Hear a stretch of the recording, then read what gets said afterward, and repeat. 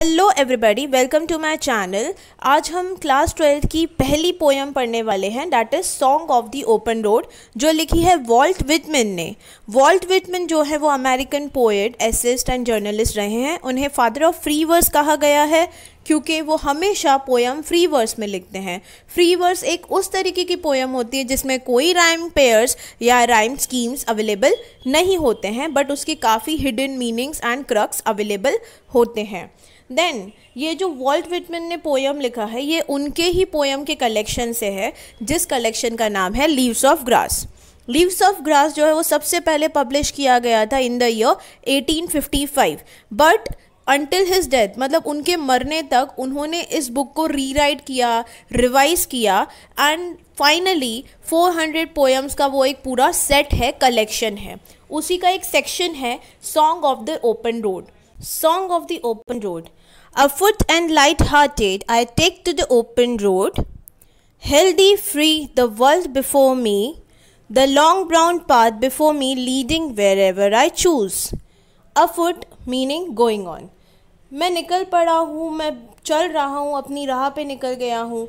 Light hearted मतलब बहुत हल्के मन से मैं यहाँ पे जा रहा हूँ। मन एकदम मेरा न्यूट्रल है, कोई इसमें ऐसी कोई फीलिंग्स नहीं है, इतना हेटरेड या कोई भी ऐसा सब फीलिंग्स नहीं है। मैं खुले रास्ते पे, अपनी लाइफ पे आगे चल पड़ा हूँ। Healthy free the world before me का मतलब है ये जो एनवायरनमेंट है, ये जो सराउंडिंग है, ये खुला रास्ता मुझे बहुत एक हेल्दी फील करवा रहा है, बहुत तंदुरुस्त फील करवा रहा है, फ्री फील करवा रहा है, एक फ्रीडम महसूस करवा रहा है, डेमोक्रेटिक फील हो रहा है मुझे यहाँ पे। ये पूरी दुनिया मुझे बहुत ही फ्रीडम का एहसास दे रही है। ये जो लॉन्ग ब्राउन रास्ता है, ये रास्ता मुझे वहाँ लेकर के जाएगा जो रास्ता मैं चूज़ करूँगा। अब ये हमारी लाइफ के बारे में सिंबलाइज किया गया है। मतलब क्या है, अब आप अपनी लाइफ में जाते हो, आपको एक अच्छे वे पे जाना है, बुरे वे पे जाना है, ये आपकी चॉइस होती है, ये आप चूज़ करते हो। तो ये वही बोला है, पोएट का कहना है ये सब मेरे हाथ में है। मेरा जो जर्नी है, मैं कहाँ अपनी जर्नी को लेके जाऊँगा, कौन से पॉइंट से स्टार्ट करूँगा, कौन से पॉइंट पे एंड करूँगा, ये सब मेरे हाथ में है, मेरे कंट्रोल में है। ये चीज़ इन्होंने यहाँ पे पोएट ने एक्सप्रेस की है। Next, Henceforth I ask not good fortune, I myself am good fortune. Henceforth I whimper no more, postpone no more, need nothing. Done with indoor complaints, libraries, querulous criticism, strong and contained, I travel the open road. Henceforth मतलब इसीलिए मैं कोई good Fortune होता है ना कि भगवान आप आशीर्वाद दो, मुझे ब्लेसिंग्स दो, मेरा ये काम बन जाना चाहिए, मेरे ये प्रॉब्लम्स चले जाए, ये सारी जो आप मिन्नतें करते हो, लाइक भगवान से मांगते हो, मन्नत करते हो, ये सारी चीज़ें वो नहीं चाहता। वो किसी का कोई आशीर्वाद, ये सारी चीज़ों के लिए वो क्रेव नहीं कर रहा। उसका ऐसा नहीं है कि कोई उसको आशीर्वाद दे और बोले कि भाई जा तथास्तु तेरा काम सारा बन जाए, ऐसा उसका कोई फीलिंग, क्रेविंग्स नहीं है। उसका ये मानना है मैं अपने आप में गुड फॉर्च्यून हूँ, मैं अपने आप में एक गुड लक हूँ, मतलब कि मैं अपना खुद का लक अच्छा कर सकता हूँ। जो डेस्टिनी है वो मेरे खुद के हाथ में है। अपनी लाइफ को बिगाड़ना, बनाना, वो सब हमारे हाथ में है। कोई और उसको बना बिगाड़ नहीं सकता, तो मैं खुद ही ये करूँगा। और इसीलिए आई विम्पर नो मोर। विम्पर का मतलब फील क्राई, सैड या वीक। भाई कुछ हो गया हमारे साथ में तो उस चीज़ को लेकर के रोना धोना, बैठे रहना उस चीज़ को। अब मैं वो सब नहीं करता, मैं किसी चीज़ को टालता नहीं हूँ और अब मुझे किसी चीज़ की ज़रूरत नहीं है। क्यों ज़रूरत नहीं है? क्योंकि मुझे किसी चीज़ की कमी महसूस नहीं होती है। मुझे ऐसा लगता है मेरे पास में हर एक चीज़ है। इतना पॉजिटिव थॉट दिखाया है पोएट का यहाँ पे। Done with indoor complaints. Indoor complaints मतलब बहुत हो गया, चार दीवारी के अंदर बैठे बैठे बुक्स पढ़ लिए जितने भी लाइब्रेरी में पढ़े थे। फिर क्यूरोलियस क्रिटिसिज्म, बस इधर उधर की बुराई करना, इसकी बुराई उसकी बुराई, हर चीज़ के लिए कंप्लेन करते रहना। हैव यू हर्ड वो एक कोट है ना, नाचना आवे आंगन टेढ़ा। इट इज़ समथिंग कि आपको जो चीज़ आती नहीं है तो आप दूसरी चीज़ों में बुराइयाँ निकालते हो। एज इफ अगर आपको समझो कि कोई चीज़ करने नहीं आती, फॉर एग्जांपल ड्राइंग करने नहीं आता है तो आप क्या बोल, अरे पेपर ख़राब है, इसके जो स्केच पेन से वो ख़राब है, कलर ख़राब है। इट मीन्स दैट मतलब अगर इंसान को वो खूबी होगी या वो स्किल होगा उस पर्सन के अंदर तो वो किसी ना किसी तरीके से अपना काम कर ही लेगा। तो इनका ये कहना है कि घर से अभी बाहर निकलो, कुछ करो अपनी लाइफ में, एक रास्ते पे निकलो। बहुत हो गया घर पे बैठे बैठे हर चीज़ के बारे में अच्छा बुरा ये सब बोलते बोलते, प्रैक्टिकली कुछ करो बाहर जाके। Strong and content I travel the open road मतलब क्या है, मैं जो अब रास्ते पे निकल चुका हूँ ना, मैं बहुत स्ट्रॉन्ग फील कर रहा हूँ, मुझे बिल्कुल भी वीकनेस नहीं लग रही है। एंड कंटेंट हूँ, कंटेंट मीन्स सेटिस्फाई हूँ, मैं हैप्पी हूँ, जो भी चीज़ें मेरे पास है ना मैं हैप्पी हूँ। दैट्स वाई उन्होंने ये जो बोला है ना सेकेंड वाले लाइन में, नीड नथिंग। तो क्यों कंटेंट है, क्यों सेटिस्फाई है, क्योंकि उनका ये मानना है कि उनके पास सब कुछ है, उन्हें किसी चीज़ की कमी नहीं है।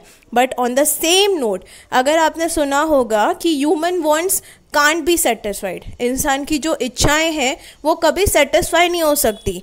एक चीज़ आप अचीव करते हो तो आपके मन में रहता है अरे इसके बाद ये, फिर उसके बाद वो, कभी भी सेटिस्फाई नहीं होते। बट सेटिस्फाई क्या है, ये आपका इनर पीस है, अंदर से वो सेटिस्फेक्शन आना चाहिए। मटीरियलिस्टिक थिंग्स, रोटी कपड़ा ये सारी चीज़ें इंपॉर्टेंट है, बट बंगला होगा तो ही मैं खुश रहूँगा या खुश रहूँगी, कार होगी तो ही मैं खुश रहूँगा या खुश रहूँगी। It is not like that. Okay, the earth that is sufficient, I do not want the constellations any nearer, I know they are very well where they are, I know they suffice for those who belong to them. Earth, जितना धरती माँ ने मुझे दिया है और जो भी मुझे नीड है, नेसेसिटी है, वो मेरी नीड नेसेसिटी ये धरती माँ पूरी करती जाएगी और उतना मेरे लिए सफिशेंट है, उतना मेरे लिए काफ़ी है। मुझे कोई कंस्टलेशंस बेसिकली स्टार्स होते हैं, फेट, डेस्टिनी, आपका नसीब, अच्छा गुड लक। और इसके साथ में कंस्टलेशन का एक और हिडन मीनिंग है ग्रुप ऑफ वाइज पीपल्स, बहुत समझदार लोग या फिर पावरफुल लोग, कोई नेता वगैरह या फिर डोमिनेटिंग पर्सन होता है ना कि लोग अपने साथ में एक जो ऊंची ऊंची पहुंच वाले लोग होते हैं उनको अपने साथ रखते हैं ताकि उनका कुछ भी इशू वगैरह रहेगा तो वो सॉर्ट हो सके इजीली। तो इसका यही कहना है पोएट का, मुझे नहीं चाहिए ऐसे सारे लोग, मुझे पावरफुल, इन्फ्लुएंशियल, डोमिनेटिंग लोग नहीं चाहिए मेरे साथ में, इतने समझदार लोग वगैरह नहीं चाहिए मुझे कुछ भी।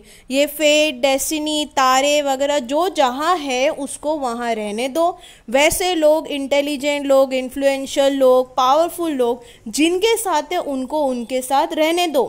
थर्ड लाइन है ना, I know they are very well where they are, मतलब वो जहाँ हैं उनको वहीं रहने दो। धरती मुझे जितना देगी वो बराबर जितने के लायक मैं हूँ या जितनी मेरी नीड है उतना मुझे दे देगी। I know they suffice for those who belong to them, मतलब वो इनफ है, जो लोग उनके साथ में वो कॉन्स्टलेशन के ग्रुप में बिलोंग करते हैं उनके लिए वो इनफ है, उनको वो सारी चीज़ें प्रोवाइड कर रही हैं वहाँ पे। बट इट्स ओके वो उन्हें ही प्रोवाइड करे।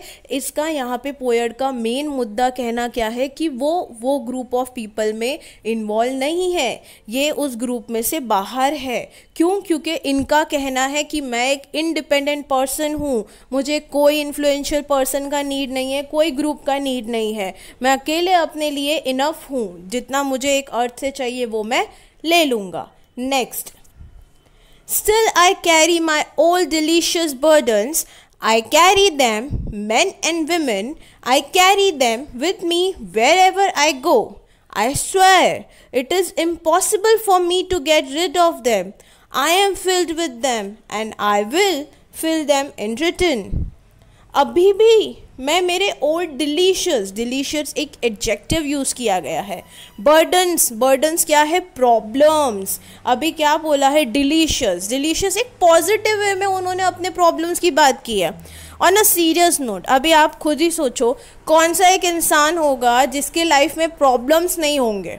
प्रॉब्लम्स हर किसी के साथ में है, बट वही है कि आप उसको किस नज़रिए से देखते हो, उन प्रॉब्लम्स को कैसे उनसे डील करते हो। अब ये बोला है डिलीशियस बर्डन, मतलब मैं अभी भी मेरे सारे जितने भी ये अच्छी जो प्रॉब्लम्स है, अच्छी प्रॉब्लम्स उन्होंने ऐसा पॉजिटिव वे में बोला है, but problems can't be good, तो प्रॉब्लम ही है, बट मैं इन सारी प्रॉब्लम्स को आगे लेके चल रहा हूँ ऐसा नहीं है कि मेरे साथ कोई प्रॉब्लम नहीं है। इसीलिए सुन लो सारे लोग, मैन विमेन सब सुनो, मैं इन सारी प्रॉब्लम्स को अपने साथ लेके आगे बढ़ रहा हूँ।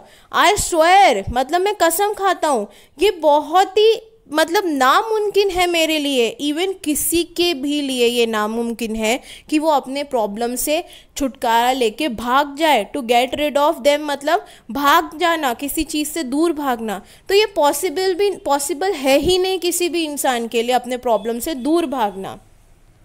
I am filled with them, ये प्रॉब्लम्स वगैरह है मेरे साथ में, भरी हुई है ये सारी प्रॉब्लम्स। हर किसी के लाइफ में प्रॉब्लम होती है, किसी को फाइनेंशियल प्रॉब्लम होगा, किसी को पर्सनल, किसी को फिजिकल, किसी को मेंटल, किसी भी तरीके का कोई भी प्रॉब्लम्स हो सकता है। बट स्टिल आप कितना पॉजिटिवली उस चीज़ को लेते हो। अब एक और इम्पॉर्टेंट बात यहाँ पे जो पोएट हम लोगों को बताना चाह रहे हैं वो ये कि इतनी प्रॉब्लम्स होने के बाद भी वो इतना पॉजिटिवली आगे बढ़ते जा रहे हैं। क्यों? क्योंकि प्रॉब्लम्स जो है वो पार्ट एंड पार्सल है हमारे लाइफ का।